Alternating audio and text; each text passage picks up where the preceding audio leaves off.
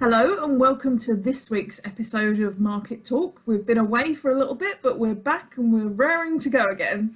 This week we have Lakes Catering Maintenance MD Leigh Howard, and we have Mechline's Commercial Director Peter Galliford. So welcome guys, thank you for joining us today. Hi, good. Thank you, Claire. Thanks for the invite. Thanks, Claire. Thanks. No props. Okay, I'm going to start off with Leigh.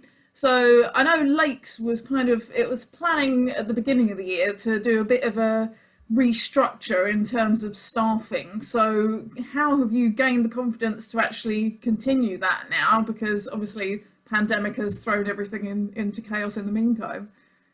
Yeah, it's a good question. I mean, we've had steady growth over the last kind of couple of years, but we've not grown at a pace that's put us under kind of financial pressure. So we've always kind of reinvested back into the business, and the role of productivity manager was kind of the next stage, really. And it's something, like you say, that we'd planned towards the back end of next year, and COVID kind of put a kind of delay on that, really. But we were still keen to kind of move forward with that process, because we saw the role as being even more important, really, to support our future and protect jobs. So I mean, while forming our kind of business survival plan, I kind of asked myself whether we still should be going ahead and whether the role was still viable. But the whole basis of the role really was to support the engineers, increase engagement, really, and develop skills and improve cost efficiencies and better ways of working. So I think it was a no-brainer, really, that we wanted to carry on and move forward with that. With that role in the new normal, really. I think it's never been as important for survival to be as efficient as possible, really. So sure, because you appointed Richard Day to the role, haven't you? So it's why do you originally think that this kind of engagement, training, and support role was required then? Yeah. I mean, we have got a great team at Lakes, but I think you've got to keep kind of moving forward, really. And I think we want to be the best at what we do and offering services to the food service industry. So, and although we've got some great experience, as the business was growing, I was spending less time with the team, which was something I needed to address, really. And we need to, like I say, we need to keep moving forward, develop the team, and challenge them and reward them, really. So, I mean, he's got great experience. He's got a great kind of level-headed approach. His technical kind of experience is superb. So, I think we was working on so many different types of brands of equipment, because we covered that kind of the whole range. I just wanted to stay ahead of the game, really, and I wanted to do that in-house. And I wanted a manager that could look after that, really, and create the right culture and engagement with the team, so everybody at Lakes feels part of the company and on the same journey, really. Yeah, fantastic. And Peter, just to bring you into the conversation, do you want to bring us up to speed with life at Mechline? Have you heeded Boris's advice? Are you all back in the office now? Actually, as of last week, the entire business came back in. We work, like many companies, on a much slimmer operation over the last 4 or 5 months, and I guess key to that was constantly reviewing the numbers. The numbers never lie, as I always tell our sales guys. And so that analysis allowed us to constantly keep reviewing assets and resource requirements to match what demand and our support requirements were. So, and in terms of preparation for the next few months, there's still an awful lot of unknowns, and that's the really, really difficult part. But the key things, really, on the back of what Leigh said as well, is recognizing that the status quo isn't the status quo, and so we've got to change, and we have been changing. So keeping fleet of foot is okay, the vision for trying to have a strategy for the company going forward takes, frankly, a relatively common sense view that, you know, everyone is aware of. We're no exceptions. That we've got to, the way that we communicate with our client base, critically the dealer and contractor and OEM business, is not just going to be different, it is different now, and certainly has been for the last 5 or 6 months, but I don't see it changing much for the next 5 or 6 either. And so the way we engage has got to be very different. And so not just in terms of the personal one-on-one connection between an individual and an individual with business, or the Mechline and Lakes, however that may be, but for the wider portfolio. And so what we have done is changed our internal systems, and in terms of actually recruiting people with greater experience and knowledge on IT systems and more digital platforms. It may seem a little bit backwards, certainly in your world of IT and communications, but for a lot of businesses like us, you know, we've grown up in a world of product involvement, product development, and we've always been able to communicate that by talking to people, really, and demonstrating stuff in front of people. That's all going to change because companies are much more streamlined. There's greater pressures. You know, there isn't the resource levels there. And so we've got to try and find different ways of communicating as best we can. So our investment is in taking on board people with the different skills that allow us to evolve and evolve quickly.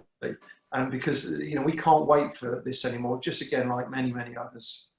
Yeah, how challenging is that to find those skills and then to obviously be able to bring that into a business that is changing from a corporate point of view? Ordinarily, yes, very difficult. The joy for us, we were already going down that path, but for different reasons, actually. So I don't know which, well, I do know what's come first. The general desire of us to sell more internationally as a manufacturer means that we, with the greatest respect, we never wanted to have a large sales force or lots of agents all around the world. That's all high cost that we frankly can't afford. So for us, everything really in the last, well, the previous 12, 18 months was looking at a much more grown up digital presence that allowed us to have our goods seen internationally, which has really been come to the fore in the last 6 months. Because we were working already, we already had people we were working with externally. Just so happens that we've internalized some of that now. So they're becoming Mechline asset, and a way of doing our business has become a Mechline profile rather than just an external communications or IT or website hub or whatever it may be. So trying to get our message across internationally 12 months ago has actually helped us in the last 6 months enormously, and really is a blueprint for us going forward. Okay. Excellent stuff. Thank you, Peter. I'll just come back to Leigh again. So how has Lakes' trade been over the past few months? Have there been many projects going ahead? Has servicing calls increased in the wake of the reopening? Yeah, sure. I mean, obviously, sort of during lockdown, we kind of went into survival mode like everybody else, really, and we dropped down to a very small team, and I was back out on the road myself, just attending NHS calls and just keeping the business ticking over, really. But we started to see green shoots in June, people getting ready for reopening, and July and August have been great, on really good months on service and one-off replacement. The project side of it, I think, I'm still working on a few smaller projects towards the back end of the year, but I think there will be there is certainly a delay to some projects, and I think people's confidence has been knocked quite a bit. And I think, like Peter was saying, I think just the uncertainty, I think, is difficult for customers to kind of commit financially, I think, just because of that uncertainty. So yeah, although it's not totally stagnated, and I'm still working on projects into next year, service is definitely kind of an area that we'll kind of be focusing on, because I think it's, I mean, it's always been one of our really strong routes anyway, but I think customers are going to kind of make do and mend and kind of protect their asset for a little bit longer. But yeah, the project side of it does although it's totally not stagnated, I think it is going to be, I think it's going to be a while before customers get their confidence back. Yeah, absolutely. Back to Peter again. How have you kind of maintained contact with companies like Lakes, with your dealer network across this period? With difficulty, and it's just recognising that it is what it is. We obviously have everything has been addressed around maintaining the openness of the business, so people are doing business with us. In terms of communication, where we can have it personally, then that's the best possible case. And really what we want to do is to find out who wants what from us, because they don't want to be just drowning in phone calls and emails or whatever. And so it's tailoring it as best you can, say, how can we help? And so ordinary business carries on, making people aware that we're just here, or there even. And so, and then we are, into the realms of, respectfully, emails, LinkedIn, Facebook, all the normal channels, and making good as best we can. It's difficult because, again, you don't want to just keep going after people, because we know they're really busy and it's very pressurized. And as Leigh's saying that, he in terms of looking at the service world and the project world, you've got to focus on what they're best at.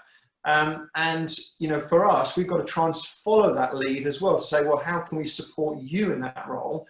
But we need that two-way dialogue, really. We need to know how we can help and support. And so that's really important. And I guess that the biggest problems has been where, the people have gone quiet, and it's difficult to know, are they there? Are they operating, or at what level? And so that's the difficult nature of it. But I guess, having built the business, I would hope and care that this is the case, very much on relationship management and personality, as much as what we like to think is really good. It means that the likes of Mark, who's looking after Lakes, can have the conversations with Leigh and his team, and it's very personable. And that's something which is frankly gold dust, and rather than just relying on emails and IT created comms or whatever it may be. And I'd hope that is the case. People know we're here. We don't want to go chasing necessarily all the time.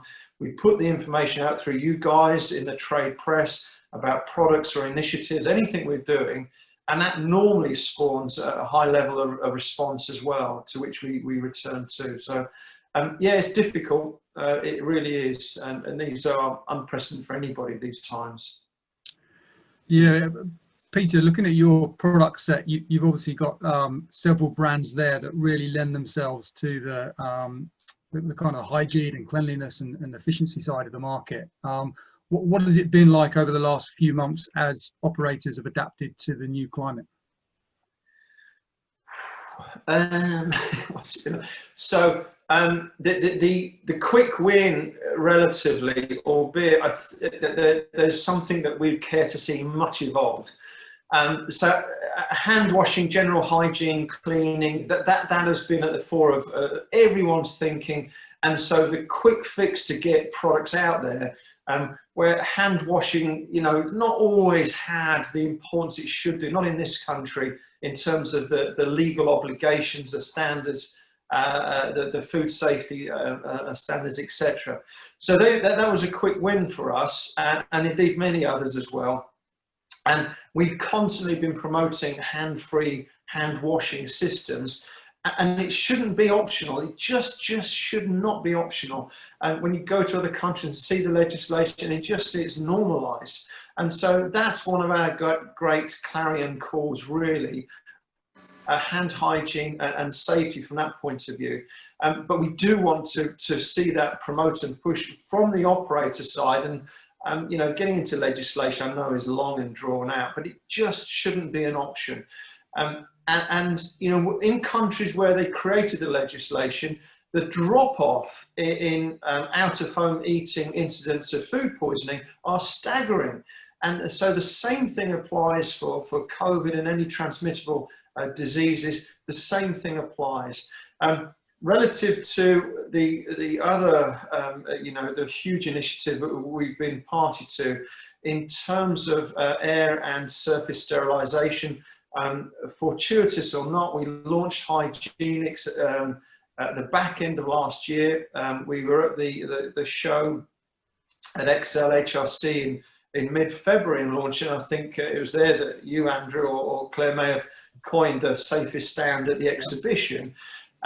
Where this technology was developed was clearly on the hygiene side and the promotion of food longevity of life, reducing viruses and such like bacteria. Of course, little did we know of the rush for us to be able to answer the question of, does it kill you know, COVID and COVID-19?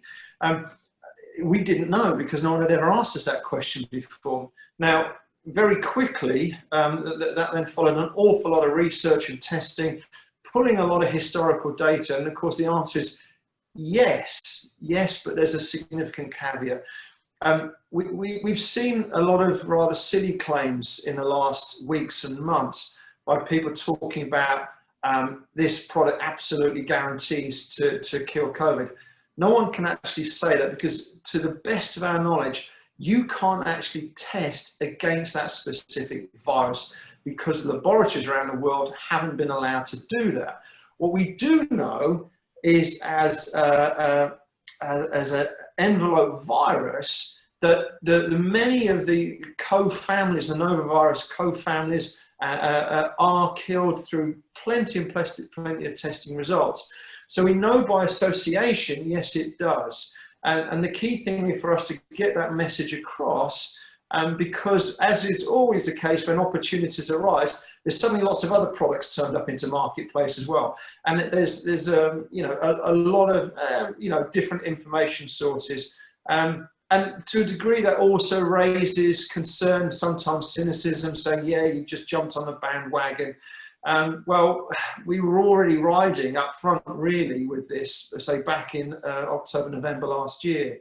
It just so happens we know the technology works, that dual wave band ultraviolet germicidal lamps, and indeed a PCO has a fantastic kill rate. And so that's really the key element. And also, what's important for people to know, that something is working 24/7. It's not just having guys turn up, you know, once a quarter or once a month to do a quick blast around the kitchen and walk off again. It's like I say to many people, it's like going to get your car washed. The minute you drive out the car wash, it might be clean, but as soon as you start driving, it isn't. So people need to have 24/7 systems working in place. So yeah, there's a lot of work to be done there in terms of presenting the information to ensure that people in operations can be guaranteed of technology to support them, and that's really, really important.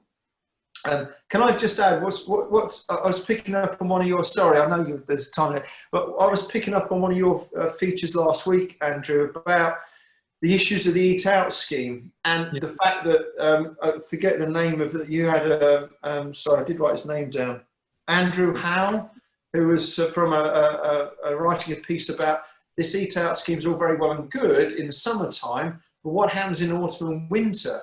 Well, what happens in autumn and winter is that operators are going to have to work differently. And one of the key things for that is that they're going to have to ensure that they can promote their premises as being clean and safe as absolutely possible. And that will mean the use of technology as well as really good operational standards. Yeah. That's how they can promote themselves in the autumn and winter months. We've definitely seen an inquiry for an uprising inquiry for electronic taps, touch-free hand wash basins. So I think people are, I think you're right, Peter, people are coming around to the idea that they need to kind of get their house in order with that side of things. So.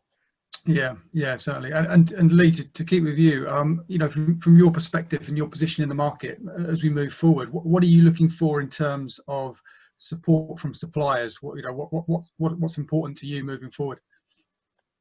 I think Peter hit the nail on the head before. I think we still want some kind of personal contact there. People deal with people. I really truly believe that. But yeah, I think it's just good to know that just a quick phone call every now and again, just to say we're here. This is what projects that are kind of shifting at the moment, and just having the support really to have, you know, for us to be able to market things like the hygienic to our end user really. So yeah, just I think we can get bombarded with kind of like reps and phone calls and emails sometimes, but COVID's kind of put a stop to that really. So we've been getting more done. We've been getting more done really. And our position on the M6, we always used to get people calling in for coffee, and that's kind of stopped now. So, but it's every great. cloud has a silver lining, or not, as the case may be. We're approaching the end of our time now, but I'd like to close by asking both of you the same question, and I'll come to you firstly. How do you see the next year or so going in the catering equipment and commercial kitchen fit out market and equipment supply chain? How do you think it's going to go?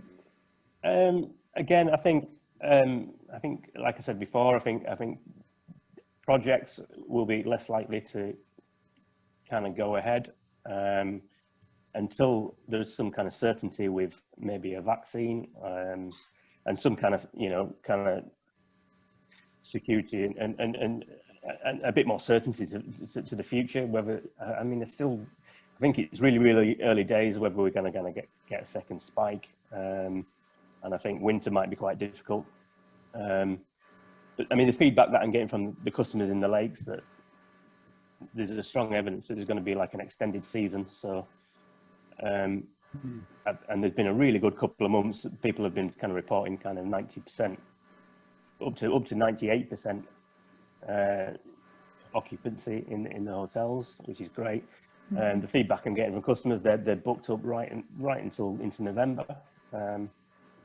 So I think the challenge will be, and I think like Peter said before, I think once customers lose that outdoor space and people have to move indoors, while still trying to maintain social distancing, it's how they can keep their numbers or their turnover up while reducing in numbers potentially. So, but yeah, I think heat lamps and shelters, I think, are the way forward. Yeah. Indeed. And so the same question to Peter, how do you think that the market's going to progress over the next month and year? Well, listening to the analysts, whether it's Simon Stenning or Peter Backman or CGA, you know, I think we're all pretty aware that there's a lot of unknowns. What's really good is the staycation. So the fact is there's going to be, you know, like Leigh was showing in the Lake District, beautiful area, you know, that is going to help the numbers in the internal market, unquestionably. The bigger picture, you know, shopping centres, city centres, you know, these are tough areas. I think habit is going to have changed, and it's up, and the you know, the delivery market, the you know, eat at home market, or the safety, all these things are going to force changes into market. One of the things I think the government can help with is looking at, you know, where business and industry, contract caterers have realised there's going to be a change, is that a lot of more people, when they do get them back into the office, are going to try and keep people in the offices, because that's going to promote, you know, safety and well-being. And so their offer is going to need to change, rather than, it's not that people are going to be stopped from going out, but there's got to be a sense of discipline that may be coming into workplace situations. I think the government could do something. It'd be a long old haul, I know that. But relative to schools, everyone's worried that kids have gone back today. But, you know, whilst we've got the primary schools with the efforts that were addressed 6-7 years ago, then really in terms of education, what a challenge to try and get people to actually stay on school campuses to eat, for heaven's sake. Wouldn't that be fantastic? So that's something as a program that could be encouraged. And then again, you've got your controlled bubble to a degree, but you know, that's for another day. I think changes in the market also, training, how we've communicated that. I think the initiative that Cedar ran earlier this year with regards to a lot of product training, that's going to carry on. So distance learning, and that's got to be encouraged because people have got to be aware of new products coming to market. I think the big problem, the kind of thing that nobody wants to talk about as companies are, you know, starting business again, unquestionably is going to be finance and credit limits, and that is going to test everybody. I think the sooner we get bond programs, you know, lined up, so, you know, through certainly possibly the purchasing consortiums, that will bring a lot of you know, faith into the business relationship, because it needs backing up. And so you know, the relationship between suppliers and distributors is going to be tested over these next months. Cash is going to be thin, and so it's got to be fair. It's got to be fair both ways. It's got to be transparent. And that's what we'd always encourage with, you know, distributors and dealers and contractors talking to us. You know, just tell us, guys, give us the heads up, and we will work with you. And so help us out. But the idea of a bond scheme, you know, to help, you know, with some of the purchasing consortiums, that would be an absolute winner. You'd have people queuing up for that. Then, because I think that's what's going to test people in these coming months, because there's not an awful lot we can do about the operator market, but we can try and manage the business between ourselves and say it is very much you know, a relationship whereby people have got to be open and honest and talk through and saying, this is where we are, these are the terms we'd like, this is what we can allow. So that's going to be a challenge for people in the next 3 to 6 months, I know that. Thank you very much, Peter. I think that's a great point to leave it. Thanks both for joining us this week, and join us again next week, everybody, for another episode of Market Talk.